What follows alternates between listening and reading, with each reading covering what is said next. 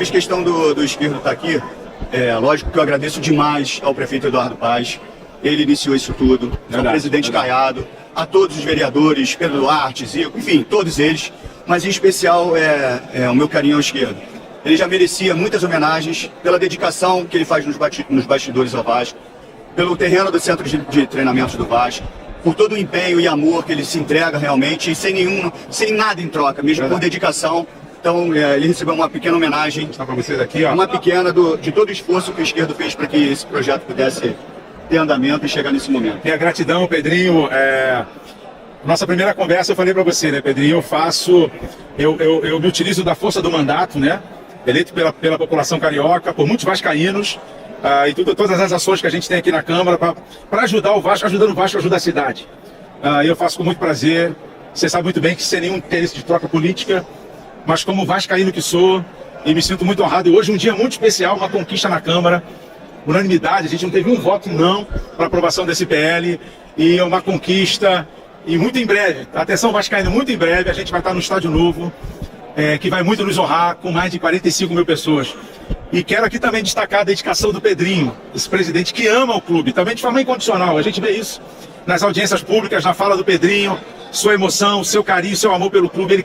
Ele quer fazer pelo clube, dar a vida pelo clube, e essa conquista muito também se dá pela iniciativa do Pedrinho, da sua diretoria, com o apoio da Câmara Municipal, com o prefeito Eduardo Paes. Então, uma vitória para todos nós, muito mais para todo torcedor vascaíno, Pedrinho, mas é uma vitória para a cidade do Rio de Janeiro e para o Brasil. Tamo juntos. Obrigado aí, Vascão. Valeu, obrigado. Então, Pedrinho, você lá atrás, aqui mesmo, na verdade, disse que queria que fosse antes do seu aniversário, né? O projeto foi aprovado, agora tem a sanção do prefeito Eduardo Paes e algo que tudo indica vai acontecer. Queria que então você falasse da sua luta e também cronologicamente. A gente sabe que tem um campeonato pela frente ainda, competições. E a obra? Começa quando? Como é que está a questão da venda do potencial construtivo? Como é que você pode falar aí os próximos passos dessa reforma tão sonhada de São Januário? Primeiro, assim, é um dia realmente histórico para todos nós, e eu sempre faço uma lembrança aos 10 mil torcedores que lá atrás construíram o estádio de São Januário sem nenhum tipo de conexão de internet, e cada vascaíno hoje, eles têm esse sentimento que eles são um de cada um daqueles 10 mil torcedores, porque a modernização de São Januário é um impacto gigantesco para o clube, para as receitas do clube, para a economia da Barreira do Vasco e para as outras comunidades próximas, para a cidade do Rio de Janeiro. E o torcedor do Vasco merecia por todos os aspectos. Vasco pela questão do engajamento, pela paixão, pelo amor, pela entrega por tantos momentos difíceis que o torcedor vascaíno vive. Tem um estádio muito maior do que é, moderno. Então, assim, a sensação realmente é de uma vitória. Estou separando, obviamente, o momento que a gente vive dentro do campo, desse momento aqui muito especial, que a possibilidade, como você perguntou, é que inicie as obras em dezembro, é isso que a gente deseja, pós-Campeonato Brasileiro. A venda do potencial construtivo está muito bem encaminhada, então tudo indica que a gente realmente inicie no término do Campeonato Brasileiro, ou final de dezembro ou início de janeiro. Pedrinho, duas questões rápidas. Primeiro, de onde virão os recursos, cerca de 500 milhões de reais, para se fazer a obra? E eu não posso falar as empresas. Tá, mas então, aonde virá de novo, porque ficou meio truncado? E a outra pergunta, aonde o Vasco vai jogar durante os 2 anos e meio, 3 anos em que a obra... o Vasco não poderá utilizar São Januário? Então, os 500 milhões, ele vem, obviamente, da venda do potencial, e a gente não pode ficar divulgando ainda as empresas até isso ser concretizado.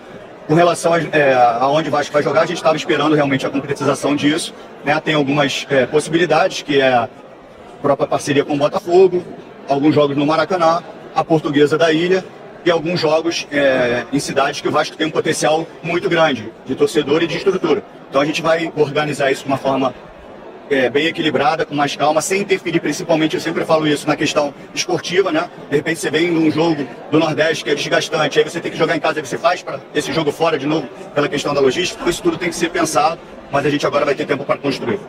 Presidente, há uma semana atrás estávamos comemorando a aprovação da terceira e última audiência pública, e sabemos que o futebol, as notícias, é muito dinâmico. De lá para cá, o senhor já tem alguma novidade em relação à negociação pelos name rights de São Januário? Não, a gente tem muitas possibilidades, a gente vai abrir, lógico, todas as possibilidades de investimento no clube ao mercado, as melhores propostas para as diversas áreas que a gente tem ali de potencializar, restaurantes, name rights, camarotes, cadeira cativas, tudo isso vai ser muito bem elaborado, agora com um processo realmente mais estruturado, com a finalização aí do PL, para que a gente possa aí sim começar a ir ao mercado e entender qual o cenário, qual o valor da marca, para a gente viabilizar ainda mais receitas e com isso de repente mudar alguma estrutura dentro do estádio, dependendo obviamente da parte financeira. Imagino que tem passado um filme na sua cabeça ali, no momento da votação, você que chegou a morar em São Januário. Conta pra gente um pouquinho, o que passou ali na sua cabeça na hora da votação? Deu um estádio antigo, agora vai ser modernizado justamente, o pontapé inicial na sua gestão. É um misto de emoções, assim, porque principalmente a última audiência pública que foi lá na quadra, no futebol de salão, aquilo ali mexeu muito comigo, porque foi ali que eu iniciei, eu sei que aquele espaço não vai existir mais, então isso também para mim tem um simbolismo, mas eu sei o que eu estou fazendo, na realidade não eu, né? Todos os membros, né, da gestão, pessoal da Câmara, os vereadores, Eduardo Paes, todo mundo que se mobilizou para esse projeto, a gente sabe o benefício que a gente está dando, não só para o torcedor vascaíno, mas para a cidade do Rio de Janeiro. A última pergunta minha, a torcida do Vasco está um pouco preocupada nesse momento com esses problemas envolvendo a direção, a presidência, a SAF. Quem arca com salários, os jogadores, o custo do futebol, pagamento aos clubes em que os jogadores foram contratados, com a 777 fora do atual quadro da SAF do Vasco da Gama? Então, essa pergunta é muito boa e eu vou tentar elaborar uma resposta bem completa. E antes dessa resposta, eu faço até um pedido, principalmente para os canais que falam de Vasco da Gama, que possam ter algum problema pessoal comigo ou com a minha gestão, que todos os pronunciamentos sejam direcionados só para mim. Pode vir na minha física, mas não usem o Vasco, não prejudiquem o Vasco porque não gostam de mim ou da gestão. Não prejudiquem o Vasco porque são plantadas e conectadas diversas mentiras, diversas informações erradas. E são canais de vascaínos. Não façam isso com o torcedor vascaíno. Não façam, fala a verdade com o torcedor vascaíno. Dentro da sua pergunta, a questão é o seguinte: a SAF está quebrada. A SAF está quebrada. Então tem gente preocupada com o aporte, a SAF está quebrada. E eu já sabia que isso ia acontecer muito antes, por isso que nós tivemos que fazer intervenção com a liminar. Isso é um ponto. As luvas estão atrasadas desde o ano passado. Desde o ano passado. A minha relação com o Payet é ótima. Ótima. A dívida que o Payet tem é a de março. Não fui eu. Todos os compromissos que eu assumi, eles estão sendo honrados. A SAF foi criada justamente para ela dar estabilidade através de uma empresa que seja saudável financeiramente e que passe saúde financeira para o clube. E isso não aconteceu. Então tem gente preocupada com o aporte, é muito além disso. Só que, como o movimento foi muito identificado de uma forma muito antecipada, a gente já está estruturando, já há muito tempo, uma operação financeira para honrar todos os compromissos e dar estabilidade. E é isso que eu estou fazendo.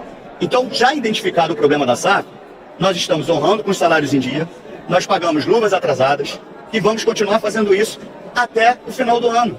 Então o que eu estou levando para o clube é estabilidade financeira e de gestão. Não estamos tendo desempenho esportivo por enquanto, esperamos que isso mude. Eu estou muito seguro de tudo que eu estou falando para vocês. Como foi dito, a 777 aportava todo mês um dinheiro para pagar os salários. Eu não vou falar que é mentira para eu não ser duro, tá? Mas isso é uma informação errada, equivocada. Porque se existisse um investimento, teria que ser um investimento intercompany e teria que constar no balanço patrimonial. Não consta, então é mentira. Se fosse feito um aporte para pagamentos mensais, isso aí seria um absurdo. Porque o aporte seria para você contratar, investir, agredir as dívidas e não para custear a folha salarial. Os adiantamentos eles já acontecem desde o início do ano. Ou melhor, quase desde a criação da SAF. Isso é um procedimento natural e recorrente no futebol. Sim, quando era o clube associativo. Quando se torna um clube empresa, não. Não, isso não pode ser recorrente. Isso não pode ser natural. Agora, qual é a minha obrigação? Honrar com os compromissos. É isso que eu estou fazendo e é isso que eu vou fazer. Hoje a gente está com uma estabilidade. O mercado pode estar seguro. O mercado, eu estou dizendo para o mercado lá de fora, ele pode estar seguro que nós temos uma estabilidade. Inclusive os clubes que têm a receber jogadores contratados vão receber. O que nós fizemos, Cícero? Nós mapeamos todo o cenário de atrasos de luvas, atrasos de comissões, para justamente a gente poder começar a pagar todas as pessoas que a gente deve. Um ponto é que, assim, não se preocupem com o Pedrinho, não se preocupem com a 777, se preocupem com o Vasco, porque na hora de dar uma informação mentirosa, eles citam o Pedrinho. Na hora de dar uma informação verdadeira, ninguém fala nada. E aqui a gente não está competindo entre sócios, a gente quer o melhor para o Vasco. Então só sejam verdadeiros com o torcedor vascaíno. Podem falar o que quiser de mim, mas não usem o Vasco para falar em mal de mim, porque vocês estão prejudicando o Vasco com mentiras. É só isso que eu peço. Sejam justos com o torcedor vascaíno. Gente, aproveitando um pouco sobre isso, tratando um pouco do futebol, você mencionou agora em relação ao Payet. O Payet, de fato, tinha luvas a receber, comissionamento, inclusive, com os empresários. Eu gostaria de saber como é que está essa questão em relação ao Payet, se está tudo certo, se ele vai ficar no Vasco, vai ter uma reunião, algo do tipo. E Coutinho também teve uma reunião no último sábado. Como é que o torcedor, o que ele pode esperar? Está perto, de fato? O Payet nunca teve um pingo de problema na relação com o Payet. Muito pelo contrário. A relação é ótima. A gente identificou a questão das dívidas, é isso que a gente está elaborando, né? A gente mapeou todas as dívidas, não só com o Payet, mas com outros jogadores e com empresários, para aí sim a gente começar a sanear. Algumas eu consegui já pagar, luvas atrasadas, tá? Não é pagar em dia não que a gente está honrando. Ah, Pedrinho, mas teve um pagamento do PJ, dos atletas que não foi pago, não foi culpa minha. Que isso fique claro. Com relação ao Coutinho, o Coutinho é lógico que ele vai ser cobiçado por outros clubes. A gente está falando de um jogador muito acima da média. Mas um ponto muito positivo é que o Coutinho quer jogar no Vasco. O desejo do Coutinho é jogar no Vasco. É a primeira opção dele, a segunda, a terceira. E nós, vascaínos, queremos muito o Coutinho no Vasco. Eu particularmente tenho um carinho muito especial pelo Coutinho e por toda a família dele. Já fizemos a proposta para o Coutinho. Está sendo avaliada, fazendo alguns ajustes com toda a gestão esportiva do Coutinho. O Coutinho está abrindo mão de muita coisa para vir para o Vasco. Eu estou fazendo um esforço absurdo para atender o Coutinho, para que a gente consiga chegar no final feliz. Então, assim, está tudo construindo, está andando muito bem. Aqui a gente fica muito ansioso para que isso chegue logo num final. E eu espero que o final seja um final feliz. E a chance do Alex Teixeira e do Souza voltarem para o Vasco? São coisas que podem acontecer dentro do contrato, mas com um ponto final, para sim ou para não, aí a gente conversa sobre essa situação. Desse final feliz, presidente? Eu não gosto de ficar falando assim, está bem encaminhado, assim, a gente a proposta foi entregue para a gestão do Coutinho, né, o Coutinho está avaliando, obviamente se tiver que fazer algum ajuste a gente vai, dentro da nossa possibilidade de fazer. O que não tem, o melhor que eu posso falar é o seguinte, as duas partes querem muito, o Coutinho quer muito e eu, representando os vascaínos, quero muito. Eu vou fazer tudo para que o Coutinho venha para o Vasco. Pedrinho, aproveitando aqui, como é a situação, como você está avaliando a situação do Vasco no brasileiro e esse começo de trabalho da Boca Pacheco? Começo é duro, né? Porque chega, obviamente, de um outro país, entendendo qual é o cenário nacional, isso é muito difícil, uma derrota dura, obviamente, para o nosso rival. Precisamos pontuar o mais rápido possível para tirar um trauma que a gente já carrega e botar na cabeça de todos que trabalham no Vasco que o nosso pensamento tem que ser um pensamento de vencedor, de vitória. Desde o pensamento até de cláusulas contratuais. De gatilhos contratuais. Os gatilhos contratuais têm que ser sempre de algo positivo, de conquistas, e não de gatilhos para baixo. Então, assim, a gente tem que começar a mudar a mentalidade, começar a acreditar realmente onde nós estamos, começar a acreditar aonde nós podemos chegar e entender quantas pessoas nós estamos representando, né? Apaixonadas pelo Vasco. Então, assim, como eu falo sempre para vocês, e sou muito transparente, eu estou fazendo o máximo que eu posso. Eu estou me doando ao máximo pelo Vasco. Comigo não vai ter uma vírgula de sacanagem com o Vasco. Se as coisas são do jeito que o torcedor imagina, quero fazer com que isso aconteça. Mas se for prejudicar o Vasco, eu não vou fazer. Porque o Vasco, se chegou no limite financeiro ruim, foram porque não tiveram responsabilidade com a instituição. E eu vou ter responsabilidade com a instituição. Você agora citou até uma questão de, não ia dizer que é mentira para não ser duro, mas há uma semana você até citou a questão de uma estranheza pelo momento em que o Lúcio deixou o cargo no dia seguinte da reunião. De lá para cá surgiu aquela questão do balanço, até que foi divulgado primeiramente pelo Thiago Life, e aí a gente queria entender como é que internamente, uma semana depois da saída do Lúcio e tudo mais, o que já foi descoberto, se é que você pode soltar alguma coisa sobre essa questão de... Tem muita coisa interna que óbvio que eu não posso falar, mas assim, cara, é muito... Por que sai agora? Um exemplo, por que sai agora que a luva está atrasada? Para as pessoas conectarem a luva atrasada à minha gestão. Só que a luva está atrasada não é dele. Uma das luvas do Payet, por exemplo, é em março. Tem outras luvas atrasadas desde o ano passado. Então, assim, não é nada conectado comigo, com a minha gestão. Então, assim, são informações que saem para prejudicar a minha pessoa, mas usando o Vasco. Por isso que eu falo, falem de mim, não usem o Vasco, não prejudiquem o Vasco. É isso que as pessoas têm que entender. Não contem mentiras, eu vou usar a palavra então, mas não contem mentiras pro torcedor vascaíno. Falem a verdade pro torcedor vascaíno. Vocês têm que ter responsabilidade das informações que vocês que eu digo no modo geral, tem que ter a responsabilidade de passar a informação correta. Se não tem a informação correta, não trabalhem com achismo. Se o achismo é para prejudicar, prejudique a mim. Falem que eu não sou capaz, falem tudo que vocês quiserem, mas não falem isso conectado ao Vasco, que está prejudicando o Vasco. Estão passando informações que não são verdadeiras. Só isso. Então, assim, na minha gestão, com todas as dificuldades que nós temos, nós estamos passando estabilidade internamente e para fora, para o mercado. No tanto que eu falei que ontem já foi pago algumas luzes. A torcida do Vasco pode contar até o final da temporada? E tem uma eu não coisa, entendi, desculpa, pode? A torcida pode contar com o pai até o final da temporada? Por mim, sim. Se o pai só não fica se ele pedir para sair. E tem muita coisa na internet dizendo que o Coutinho teria exigido o Teixeira e o Souza. Procede isso. Isso vai ser divulgado depois do fechamento ou não do contrato. Tá? Estamos no mercado buscando. A gente precisa entender, é uma área que ela tomou um campo que foi para um lado esportivo e eu entendo que ali é um cargo financeiro e econômico, né? Eu não acho que é um cargo para se direcionar para a questão esportiva. Então a gente está olhando o cenário, os nomes maiores, de grande potencial, obviamente, tem uma vida que é difícil você tirar eles dessa situação. A gente deve botar alguém de forma temporária para agilizar e entender o que é o cenário, para quando tiver um nome de potencial, a gente, obviamente, botar para ocupar o cargo. Gente, obrigado. Gostaria só que você fizesse um balanço dos seus 5 primeiros meses na gestão do Vasco, as dificuldades que você encontrou agora nessa transição e a sua relação com o ídolo Edmundo, que te apoiou na campanha e agora também na gestão. Qual a influência dele?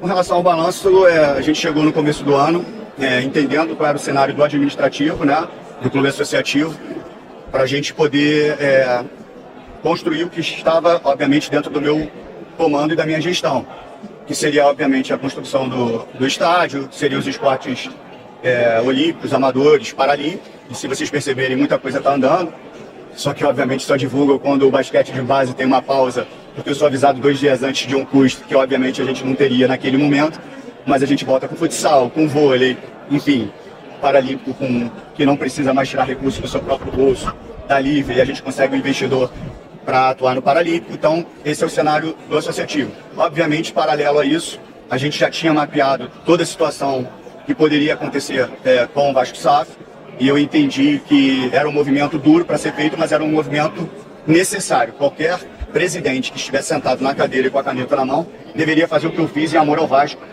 pelo que poderia acontecer com o Vasco SAF. Com relação ao bloqueio das ações, com relação ao caos financeiro, não tinha como proteger, tanto que existiu isso. Com relação ao Edmundo é um grande amigo, é um mentor do projeto, não tem problema nenhum com ele, ele tem o seu canal, fala sobre Vasco.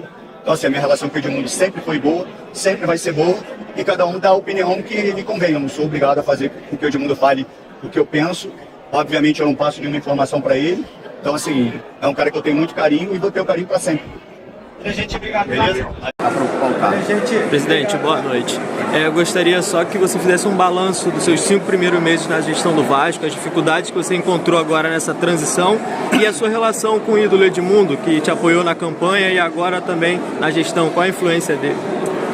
Com relação ao balanço, a gente chegou no começo do ano, entendendo qual era o cenário do administrativo, né, do clube associativo, para a gente poder construir o que estava, obviamente, dentro do meu comando e da minha gestão, que seria, obviamente, a construção do estádio, seriam os esportes olímpicos, amadores, paralímpicos. Se vocês perceberem, muita coisa está andando, só que, obviamente, só divulgo quando o basquete de base tem uma pausa, porque eu sou avisado 2 dias antes de um custo que, obviamente, a gente não teria naquele momento, mas a gente volta com futsal, com vôlei, enfim, paralímpico que não precisa mais tirar recursos do seu próprio bolso, da livre, e a gente consegue um investidor para atuar no Paralímpico. Então, esse é o cenário do associativo. Obviamente, paralelo a isso, a gente já tinha mapeado toda a situação que poderia acontecer com o Vasco SAF, e eu entendi que era um movimento duro para ser feito, mas era um movimento necessário. Qualquer presidente que estiver sentado na cadeira e com a caneta na mão deveria fazer o que eu fiz em amor ao Vasco, pelo que poderia acontecer com o Vasco SAF, com relação ao bloqueio das ações, com relação ao caos financeiro, não tinha como proteger, tanto que existiu isso. Com relação ao Edmundo é um grande amigo, é um mentor do projeto, não tem problema nenhum com ele tem o seu canal, fala sobre Vasco. Então, assim, a minha relação com o Edmundo sempre foi boa, sempre vai ser boa, e cada um dá a opinião que convém. Eu não sou obrigado a fazer o que o Edmundo fale, o que eu penso. Obviamente eu não passo nenhuma informação para ele, então assim, é um cara que eu tenho muito carinho e vou ter o carinho para sempre.